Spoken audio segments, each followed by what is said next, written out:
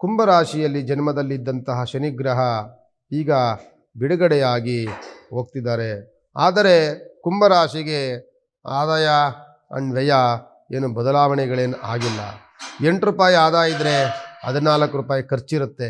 ಕಷ್ಟಗಳನ್ನು, ನಷ್ಟಗಳನ್ನು, ಕಲಹಗಳನ್ನು, ತೊಂದರೆಗಳನ್ನು, ತಾಪತ್ರಗಳನ್ನು ಎಲ್ಲವನ್ನೂ ಕಂಡಂತಹ ರಾಶಿ ಕುಂಭರಾಶಿ. ಅವಮಾನಗಳನ್ನು ಅನುಭವಿಸಿದೆ, ಕುಟುಂಬದಲ್ಲಿ ಕಲಹಗಳನ್ನು ತಂದು ಕೊಟ್ಟಿದೆ.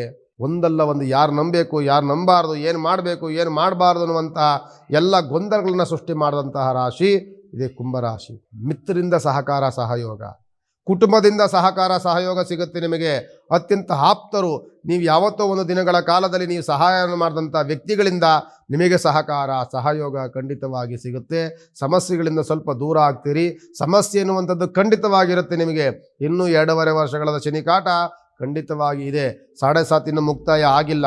ಆದರೆ ನಿಮಗೆ ಬಲದಲ್ಲಿರುವಂಥವರು ರಾಹುಗ್ರಹ ಬಲದಲ್ಲಿ ಬರ್ತಾರೆ.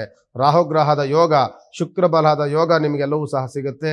ಸ್ವಲ್ಪ ಅಪನಿಂದನೆಗಳಿಂದ ದೂರ ಆಗುವಂಥ ವಾತಾವರಣಗಳನ್ನು ಖಂಡಿತವಾಗಿರುತ್ತೆ. ಹಣಕಾಸಿನ ಅನುಕೂಲಗಳಾಗುತ್ತೆ, ವೆಚ್ಚಗಳು ಹಾಗೆ ಆಗುತ್ತೆ. ಆರೋಗ್ಯದಲ್ಲಿ ವ್ಯತ್ಯಾಸಗಳು ಇನ್ನೂ ಕಾಣುತ್ತೆ. ಅದರ ಜೊತೆಯಲ್ಲಿ ಹೋದ ವರ್ಷಕ್ಕಿಂತಲೂ ಸಹ ಉತ್ತಮವಾದಂಥ ವರ್ಷವಾಗಿರುತ್ತೆ. ಮನಸ್ಸಿಗೆ ಸ್ವಲ್ಪ ನೆಮ್ಮದಿಯಂತೂ ಸಿಗುತ್ತೆ.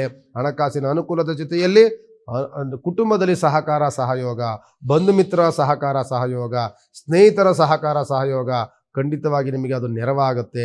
ಆ ನೆರವಿನಿಂದ ನಿಮಗೆ ಎಷ್ಟೋ ಕಷ್ಟಗಳಿಂದ ಮುಕ್ತರಾಗುವಂತಹ ವಾತಾವರಣಗಳಂತೂ ಖಂಡಿತವಾಗಿ ಬರ್ತೀರಿ.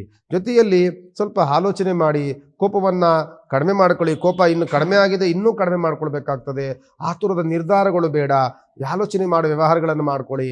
ಅದರಿಂದ ನಿಮಗೆ ಸ್ವಲ್ಪ ಸಮಸ್ಯೆಗಳಿಗೆ, ಗೊಂದಲಗಳಿಗೆ ಗುರಿಯಾಗೋದನ್ನು ತಪ್ಪಿಸ್ಕೊಳ್ಳೋದಕ್ಕೆ ಒಂದು ಸನ್ಮಾರ್ಗ ಸಿಗುತ್ತೆ ನಿಮಗೆ ಅಂತ ಹೇಳ್ಬೋದು. ರಾಶಿಯಾಧಿಪತಿ ಬಂದು ನಿಮಗೆ ಶನಿಗ್ರಹನೇ ಆಗಿರ್ತಾರೆ. ಶನಿಗ್ರಹ ಜನ್ಮದಿಂದ ಬಿಟ್ಟೋಗಿದ್ದಾರೆ. ರಾಹು ಜನ್ಮದಲ್ಲಿ ಬಂದು ಕುಳಿತುಕೊಂಡಿದ್ದಾರೆ. ಮಿತ್ರನ ಮನೆಗೆ ಬಂದಂತಹ ರಾಹುಗ್ರಹ ಅನುಕೂಲಗಳನ್ನು ಮಾಡ್ಕೊಳ್ತಾರೆ.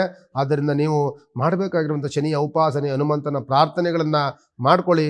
ಈ ವರ್ಷ ನಿಮಗೆ ಒಂದು ರೀತಿಯಾದಂಥ ಹೋದ ವರ್ಷಕ್ಕಿಂತಲೂ ಸಹ ಅನುಕೂಲಕರವಾದಂಥ ವರ್ಷವಾಗಿ ಖಂಡಿತವಾಗಿ ಕುಂಭರಾಶಿಗೆ ಇರುತ್ತೆ ಅಂತ ಈ ಸಂದರ್ಭದಲ್ಲಿ ಹೇಳ್ಬೋದು.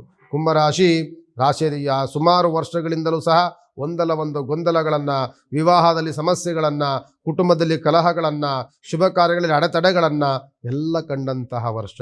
ಸುಮಾರು ವರ್ಷಗಳಿಂದಲೂ ಸಹ ಇದನ್ನು ನೋಡಿದಿರಿ. ಈ ವರ್ಷ ಅಂತೂ ವಿವಾಹದಲ್ಲೂ ಅನುಕೂಲವಾಗುತ್ತೆ, ಹಣಕಾಸಿನಲ್ಲೂ ಅನುಕೂಲವಾಗುತ್ತೆ, ಕುಟುಂಬದಲ್ಲೂ ಸೌಖ್ಯವಾಗಿರುತ್ತೆ. ಇದನ್ನು ಭಗವಂತ ನಿಮಗೆ ಕರುಣಿಸ್ತಾನೆ. ನೀವು ಮಾಡಬೇಕಾಗಿರುವಂಥದ್ದು ಹನುಮಂತನ ಉಪಾಸನೆ, ಶನಿಗ್ರಹನ ಪ್ರಾರ್ಥನೆ. ಇದನ್ನು ಮಾಡ್ಕೊಳ್ಳಿ, ಅನುಕೂಲವಾಗುತ್ತೆ ಅಂತ ಈ ಸಂದರ್ಭದಲ್ಲಿ ಹೇಳ್ಬೋದು.